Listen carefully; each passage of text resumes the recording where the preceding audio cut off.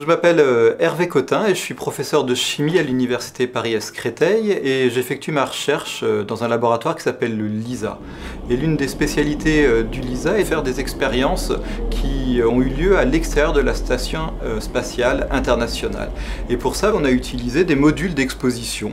Vous pouvez en voir un ici et sur ces modules, on a une série d'échantillons, des molécules, soit solides, soit des mélanges gazeux, qui sont à l'extérieur de la station spatiale, qu'on prépare, qui passent un an et demi, 2 ans, et puis qui reviennent sur Terre et qu'on analyse à leur retour.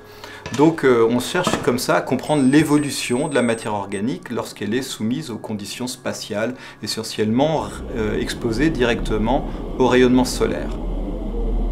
À l'heure actuelle, on essaye de développer des nouveaux instruments, des instruments miniaturisés qui ont plutôt vocation à être intégrés sur des nanosatellites. Alors ici, vous avez une maquette d'un des projets les plus avancés développés au LISA, qui s'appelle OGSM-SA, qui est destiné à être envoyé dans quelques années en orbite terrestre et qui est bâti sur une architecture qu'on appelle de CubeSat.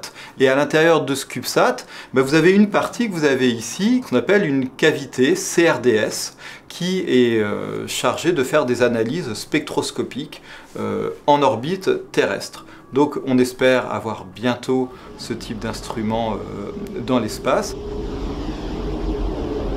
Ce qu'on voudrait faire, c'est, alors avec un CubeSat qui sera à peu près 2 fois plus grand que celui-là, mais avoir les échantillons, mais aussi l'outil d'analyse qui serait d'analyse par spectroscopie infrarouge, qui mesurerait les échantillons au fur et à mesure, quasiment en direct, et qui nous enverrait les données sur Terre, et comme ça on pourrait suivre l'évolution des échantillons qui resteraient dans l'espace.